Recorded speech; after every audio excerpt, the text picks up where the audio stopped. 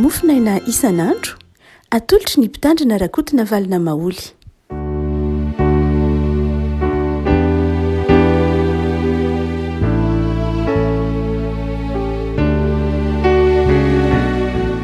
Fanarahabaty revako manala tratra zoma fa 10 volana janoary ity ny mofinaina voalahatra ao antsika anio dia ny boky voalohany tantara voalohany toko faha 20 tantara voalohany toko faha 20 ny 10 ka hatramin'ny 17 fakitsika amin'ny anaran'i Jesosy.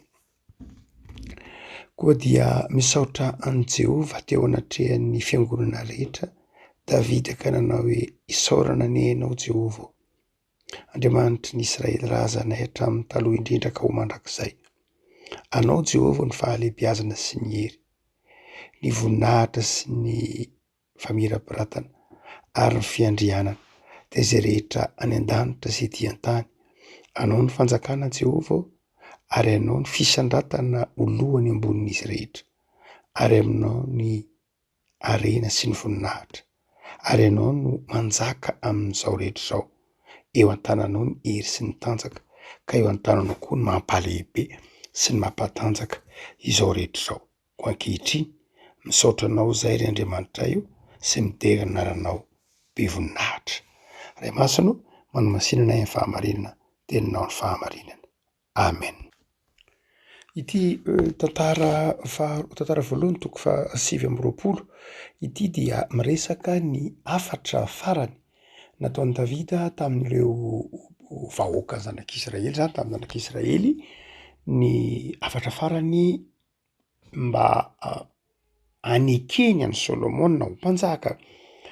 Tsy dia tena izay loatra nefa no ny tena mazava amin'ny 10 ka hatramin'ny 17 izay mofiny eto, fa mazava dia ny hoe Davida misaotra an'Andriamanitra, ary Davida mitaona ny vahoaka hisaotra an'Andriamanitra. Raha ohatra ka mamaky ny tantaran'i Davida isika, 70 taona Davida no mpanjaka, nananjaka taon'ny zanak'Israely. Mpanjaka tsy nanam-pitoviana tamin'ny Davida tao amin'ny tantaran'ny zanak'Israely.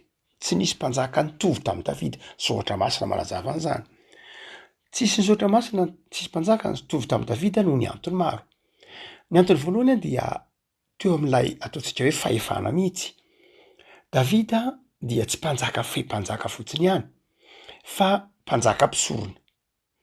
Zany hoe Davida na dia tsy niazona ny laharan'ny mpisorona tahaka ny taranak'i Levy ary, dia mpanao salamo na ny Zotra Masina testamenta taloha dia mametraka ny Davida ho tahaka ny mpisorona mihitsy, ny andraiky ny teony dia toy ny nanelanelana ny olona tamin'Andriamanitra, tamin'ny fomba, tamin'ny akarany Davida, ny akarany nampiakarana amin'ny fiaran'ny fanekena avy any Jerosalema, da tsika manomboka ny tantara voalohany tonga teo amin'ny 20 dia mazava mihitsy ny fiakanjon'i Davida, fa tena tahaka ny mpisorona mihitsy izy.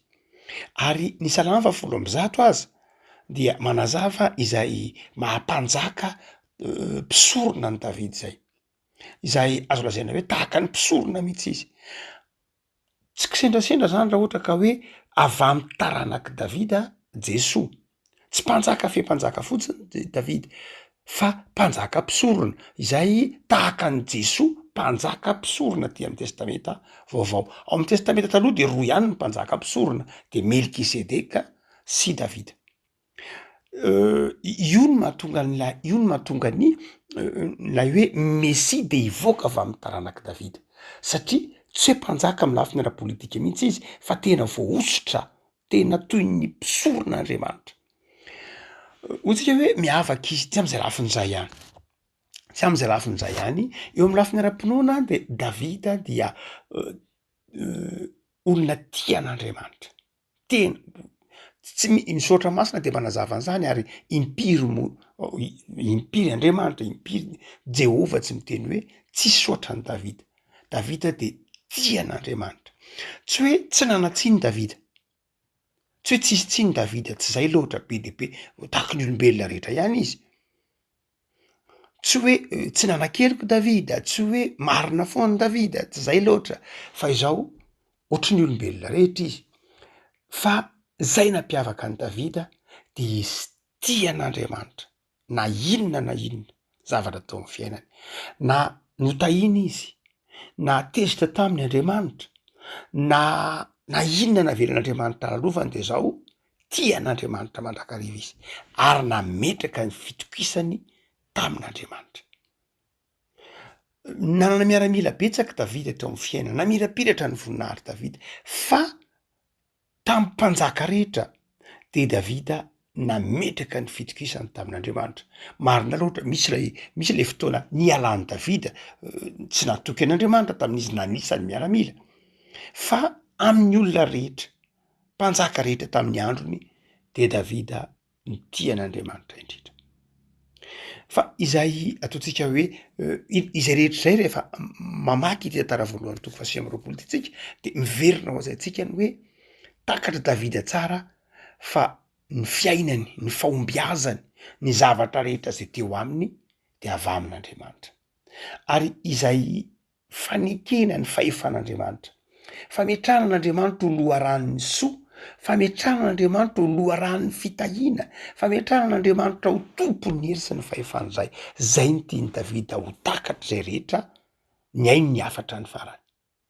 Ny hoe lehibe Andriamanitra, tompon'izao rehetra zao, izy no afaka mampatanjaka, izy no afaka mampamirapiratra, izay no afatra nampitainy tamin'ny zanak'Israely mba hahatonga ny zanak'Israely ho tian'Andriamanitra ary tsy hivadika amin'ny finoana fa hiazona ny fahatokinan'Andriamanitra.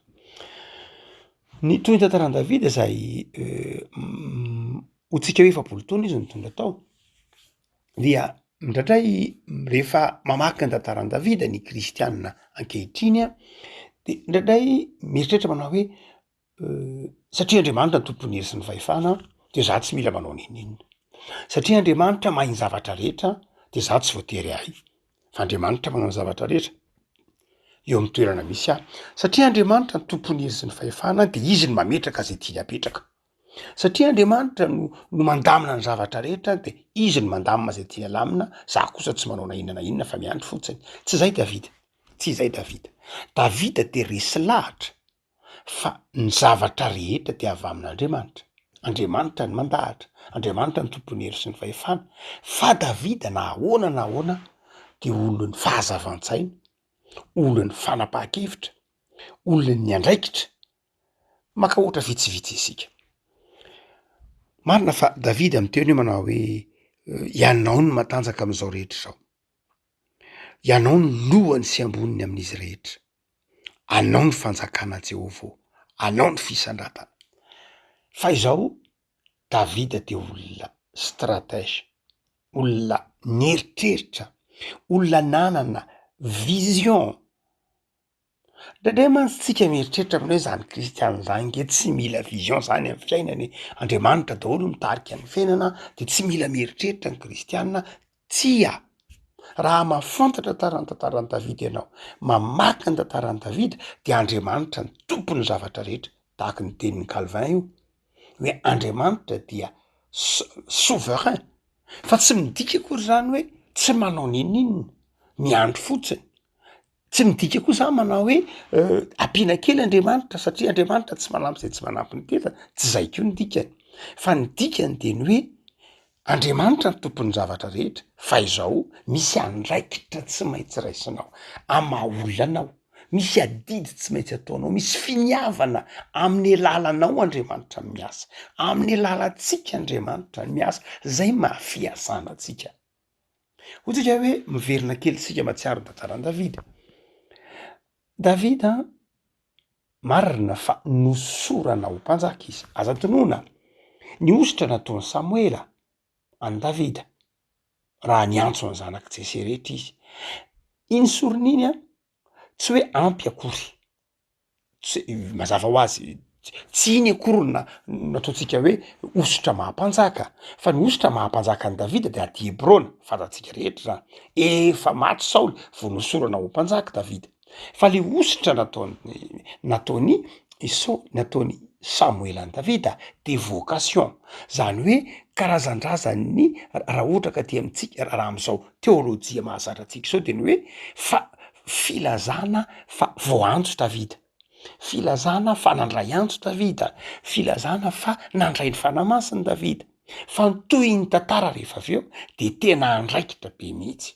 Zany hoe taoriana ny nametrahany Samoela na ny sorany Samoela any Davida hoe enao any de ho tonga an'izao, de nanana vision Davida, nanana fijery momba ny fanjakana izy, ary lasa nofiny, lasa faniriny ny hitondra fanjakana. Tonga tao aminy lay vokatr'lay lay tenin'ny Samoela, vokatr'lay ositra nataony Samoela, de tonga tao aminy lay finiavana, le toe-po vonikijoro, le toe-po vonikiady, le toe-po vonikandray andraikitra ho an'ny firenena Israely.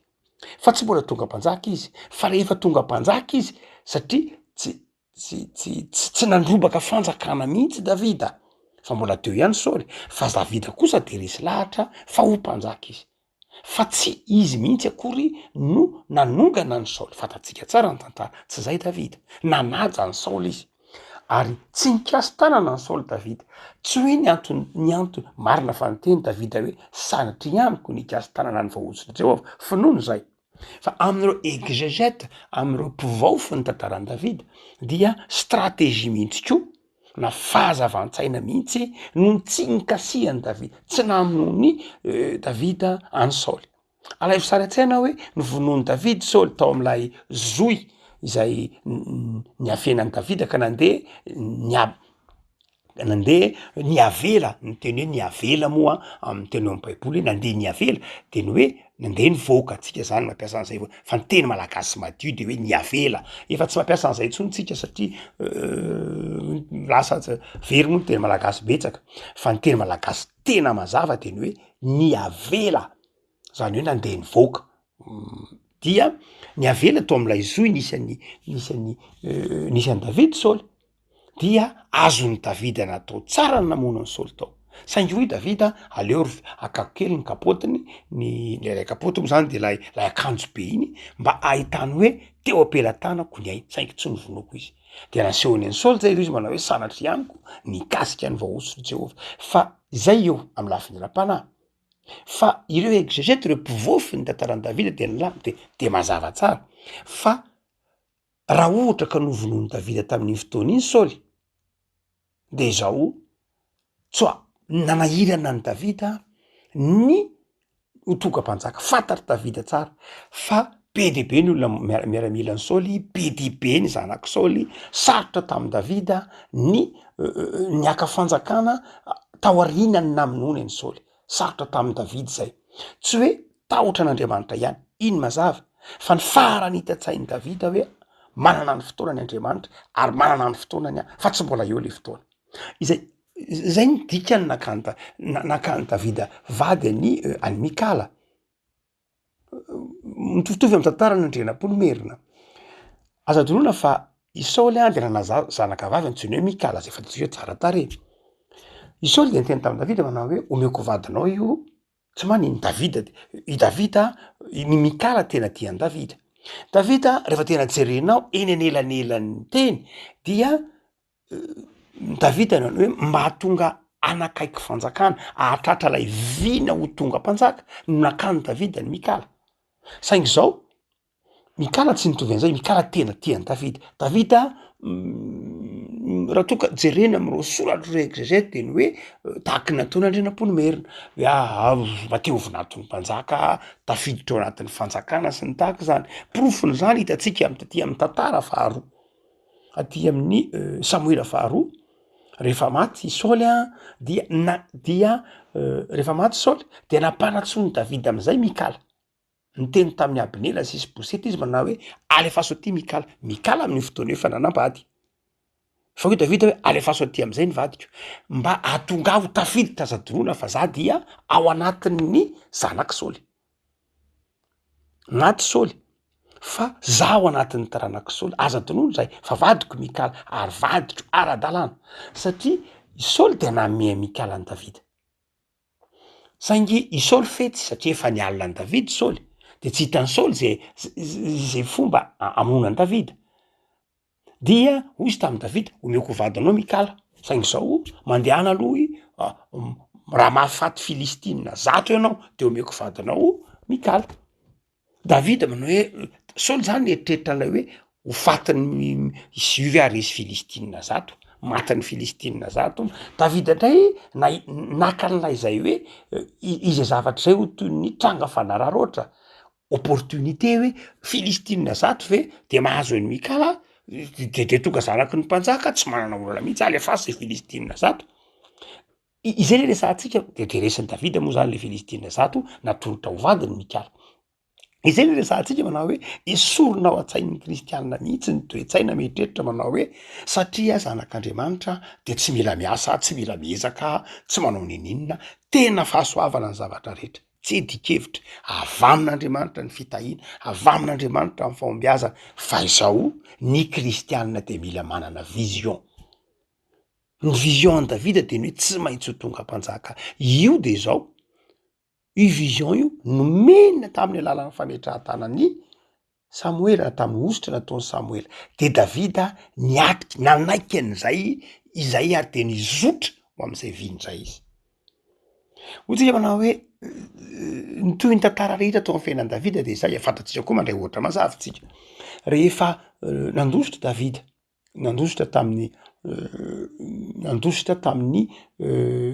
tamin'ny tavan'ny Saoly, dia ny olona akaiky an'i Davida indrindra de izy Menada, i Jonatana sy Mikala. Mikala moa vadin'i Davida rahateo, fa i Jonatana dia akaiky an'i Davida, akaiky be an'i Davida. Misy ireo mpampianatra zavatra diso amin'ny testamenta taloha miresaka manao hoe Davida, misy moa zany association mihitsy any États-Unis ny hoe David and Jonathan, zany hoe lay fikambanana homosexuel, de misy miteny hoe Davida sy Jonathan dia zany hoe homosexuel. Noho ilay andininy hitatsika ao amin'ny Samuela faharoa toko voalohany andininy faha 4.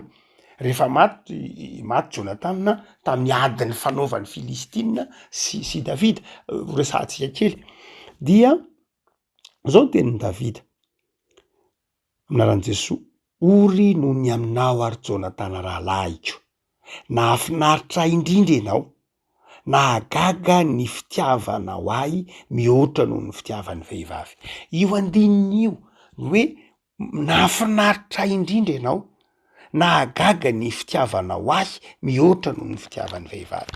De io no roitiny reo ataontsika hoe homosexuel ka teneny manao hoe tena sy lay andininy hoe Davida sy Jonathan tia azy mihoatra noho ny tenany, fa tsy zay loatra. Fomba fiteny tavam-potoanan'ny antikité io, fomba fiteny tavam-potoana ny lahatsoratra tranain'ire tavam-potoanan'ny antikité dia miresaka an'izany. Rehefa olona prala na olona fakahazo-po de miresaka tahaka zany, fa tsy reny no anamarinana zavatra tsy mitombona tahaka zany mihitsy. Fantatsika fa ny baiboly, ny baiboly hebreo ihany, ny testamenta taloha ihany no misoratra mandany homosexualité hatram'izay ka hatram'izao. No zany dia tsy Davida mihitsy no nanana zay atsika hoe toetra zay tsy neken'ny lalàn'ny testamenta taloha sy ny lalàn'ny moral ny jiosy zay. Fa otsika manao hoe Davida zany dia olony na de nanome toerana an'Andriamanitra zay hoe famirapiratana de avy aminao de zao olona hotsika teo hoe olona zay nanana fahazavan-tsaina izy, olona zay nandray andraikitra izy, nanana viny izy, ary niezaka nanatratra n'izany vinany zany. Rehefa nandositra Davida hotsika teo dia nandositra alaisara-tsaina nge hitatsika amin'ny Salamy 430, lay tenin'ny Davida hoe, lay teny malaza manao hoe amin'ny andininy vakitsika kely andininy 430, hoy Davida manao hoe isaotran'i Jehovah landava hoe mbavaky mandrakariva ny fiderana azy, Jehovah ny rerirehan'ny fanahiko. Davida izay tamin'ny fotoana io de nandositra Davida tany amin'ny Abimeleka, tany amin'ny Abimeleka mpanjaka. Davida de nisy fotoana teo amin'ny fiainany zany rehefa nenjehiny Saoly sy miaramilany de nandositra Davida ary ny afina tany amin'ny ny hery tany amin'ny Filistina. Alay fisaretsaina hoe fahavalo ny zanak'Israely ny Filistina.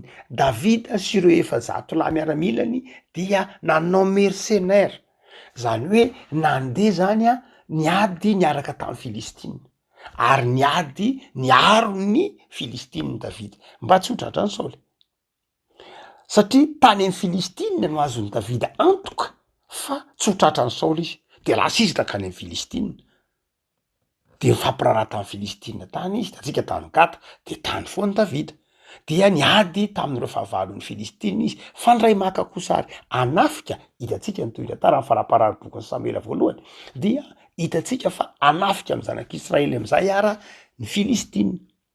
De teo Davida no salasala sy miaramilany, zany hoe ahoana moa no idivako amin'ny ndralahako, dia satria andeha hanafika ny Israely ndray zany ny Filistina. Tao anatin'io salasalany io Davida, tao anatin'io salasalany io Davida no niteny ny Filistina amin'ny aleo tsy miaraka amin'ny Davida tsika, fa aleo Davida tsy hoe ireo zany rehefa hiady amin'ny Filistina tsika, dia Davida zany teo ampieritreretana hoe tao anatin'ny ady am-panahy hoe za ve hiaraka amin'ny Filistina sa ahoana sa, dia tsy nandray anjara tam'ilay ady izy. Fa rehefa nandeha kosa le ady, de izao ny toy ny tantara hitatsika ny Saotra Masina tamin'io ady ny fanaovan'ny Filistina sy ny miaramila ny Israely io, zay tsy nandraisan'ny Davida anjara na de tao anatin'ny miaramila ny Filistina izy no nitahotra ny Saoly, dia tamin'io nahafaty an'i Jonathan nahafaty an'i Jonathan sy Saoly teo amin'ny vanim-potoana io. Zany hoe te ilaza ny Baiboly fa tsy nandray anjara mihitsy tamin'ny fahafatesan'ny Saoly Davida, na de tany nanjosotra tany amin'ny Filistina izy de tsy nandray anjara tamin'io mihitsy izy. Ny antony dia tsy hoe te hametraka ny Davida ho Soratra Masina zany, te hametraka ny Davida ho tsy olon'ny eritreritra hoe tsy nandatsadra-panjaka, fa te hametraka manao hoe Davida dia olona nanana zay naha izy azy, nanana ataontsika hoe ny dignité-any, nanana ny toetra mihaja, tsy nandratradra ary tsy nisongona nandrombaka ny fahefan'ny Saoly. Tsy zay mihitsy Davida, afaka nanao an'izany Davida, fa tsy nanao an'izany Davida. Izay satria ny vision-ny Davida dia mba hahatonga azy olona afaka anana fahefana hamory ny firenena rehetra. Tsy Davida zany mieritreritra hoe tsy mamakady tsy ho tokam-panjaka fotsiny, fa ny mamakady izao hoe ho toteny ka afaka hamory ny fanjakana 12, ny foko 12. Fa raha mikasy tanana ny Saoly de zao tsy tonga rassembleur, tsy tonga mpanjaka mpamory, tsy tonga fanjakana tokana io, satria sy tamin'ny Saoly de zany tsy tonga fanjakana tokana mihitsy, fanjakana Israely, fanjakana ny korotandava, tsy ny lamina. Hitatsika koa rehefa avy eo, rehefa maty Saoly de nandiby an'i Saoly Isiboseta izay zanany mbola anisan'ny Isiboseta teo, satria maty Jonathan sy ny hafa, dia Isiboseta no natsangandry Abner ho mpanjaka. Abner dia karazana komandiny miaramila ny Saoly, generalin'ny Saoly, dia Isiboseta nasao, dia kanjo Isiboseta fantatsika ny toy ny tantara nisy namono. Ny Baiboly de nangina tanteraka mihitsy hoe inona iza Davida efa tonga mpanjaka, efa nafantatra hoe akaiky eo ny fanjakana, dia fa nisy namono Isiboseta, fa izao Isiboseta nisy namono, fa nangina tanteraka ny Baiboly hoe inona ny tao ambadika. Davida ve tao ambadika ny famononan'ny Isiboseta sa tsy? Reo exégètes isan-karazany izay miresaka ny tantaran'i Davida de manao hoe tsy azo antoka ny hoe nangidy tsy fantatry Davida ny zavatra rehetra. Fa nahoana Davida nampamono ireo namono ny Isiboseta sy Abner, de ny hoe tsotra fotsiny satria mpanao politika Davida naran-tsaina izy tsy tiany mihitsy ny ahiahin'ny olona amin'ny zavatra rehetra hoe tao ambadika na fikomina izy, tao ambadika mba hahatonga azy ho tena afaka nareo miteny vary amin'anana hoe ny federe, tena nafaka nampikambana ny fanjakana. Izay tianao ampitaina amitsika de ny hoe ny kristianina ry havako, de olona mieritreritra tsara, olona mamakafaka tsara, olona manana vision, olona manana vina, olona manana méthode, olona manana fomba fiasa. Tsy hoe ny fiainana no mitondra azy fa izy no mitondra ny fiainana. Ao anatin'izay izy ny mitondra ny fiainana zay no isehoan'ny voninahitr'Andriamanitra ao amin'ny fiainana. Tsy hoe zany hoe zany kristianina zany de tsy miraharahany no vaovao mitranga eran-tany, zany kristianina zany de tsy miraharahany siansa, zany tsy zay mihitsy ny kristianina. Tsy zany ny kristianina. Ny kristianina de matoko ny fahasoavan'Andriamanitra. Kristianina de matoko fa ny zavatra rehetra dia an'Andriamanitra. Saingy kristianina kosa resy lahatra fa nomen'Andriamanitra saina, nomen'Andriamanitra fatana, nomen'Andriamanitra fahasalamana dia manao zay zavatra saina ataon'Andriamanitra aminy ao anatin'ny fanetretena. Indraindray tsy hain'ny kristianina mandrandrana ireo toetra anankiroa reo hoe iza fiasana Andriamanitra ny mpanatanteraka. Fa indraindray sarahany na izy makary amin'ny extrême manao hoe Andriamanitra manao ny zavatra rehetra za miandry fotsiny, na izy manao amin'ny extrême manao hoe za daholo manao ny rehetrarehetra fa Andriamanitra tsy manao n'inona. Fa tsy zay ny kristianina, tsy zay ny kristianina. Kristianina dia miasa amin'ny zavatra rehetra ary manao an'Andriamanitra ho ivo ny zavatra rehetra. Ravako malala izay ny dikan'ity teniny Davidy ity manao hoe isaorana ianao Jehovah Andriamanitry ny razanay, ianao lay Andriamanitra mandrakizay. Ravako malala vaovaon'ny taonara apetrao eo anivon'ny fiainanao ny voninahitr'Andriamanitra. Fa manana ianao faniriana sy nofy, manana ianao fikasana, manana ianao fandaminana, manana ianao faniriana manokana, manana ianao projet, manana faniriana fitetika asa, manana n'izany rehetra zany. Saingy zao ataovy ao anatin'izay Andriamanitra. Aza atao ivelan'izay Andriamanitra, fa ataovy ao anatin'izay nofinao zay faniriana zao, de mieza manaova fandaminana. Rehefa sitrapon'Andriamanitra de sitrapon'Andriamanitra, sitrapon'Andriamanitra de faly amin'Andriamanitra mandrakariva, de tian'Andriamanitra mandrakariva. Mety ny atao, mety ho mety, faly amin'Andriamanitra sanatria mandalo zavatr'atra tahaka ny Davidy de faly amin'Andriamanitra mandrakariva. Ny tompony ravako malala hitaritarana sy hampahiry anao amakivakiana ny taona. Ivavakisika. Tompo misoranao zay aloha ny amin'ny tantaran'i Davida zay sarobidy ao amin'ny soratra ao masina. Manazava aminay ny fiainan'ny mpanomponao, tianao, natoky anao, nanome voninahitra anao ary nitantaninao sy nifimbilinao. Dia mba ataovy tahaka an'i Davidy zay tompo. Ataovy mpanaradian'i Jesosy zanakao, olon'ny fitiavana, olon'ny finoana sy ny fahatokiana, nefa olon'ny asa, olon'ny fikasana tsara, olon'ny fifaliana. Mivavaka izay tompo am'izao taona vaovao zao. Ataovy manana fikasana tsara, ataovy manana faniriana hiezaka, ataovy manana faniriana hikendry zay ahatsara ny hafa, zay hiariarian'ny voninahitra. Ao anatin'izao herinandro voalohany amin'ny taona izao tompo de avaozy ny finoanay, avaozy ny fanorantenanay, ataovy tahaka an'i Davida, maka tahaka an'i Jesosy zanakao, manana herim-po sy herim-panahy, handroso amin'ny finoana, hanatanteraka ny baikinao. Jereo ny tokantrano tsirairay Jesosy, manoloana ny fahasairanana, de ampio re tompo, mba hanana fikasana tsara. Zavelanao iondrika, zavelanao resy, fa me fahatanjahan-tsaina hijoro. Misy tokantrano miatrika, mitondra ny fiainana eo aminao Andriamanitra, ary miezaka miaina amin'ny finoana, amin'ny asa sy ny fanoloran-tena. De mitoera mandrakariva ty abonay Jesosy amin'ny alalan'ny fiadananao sy ny fanahinao masina. Saotra tompo. Amen.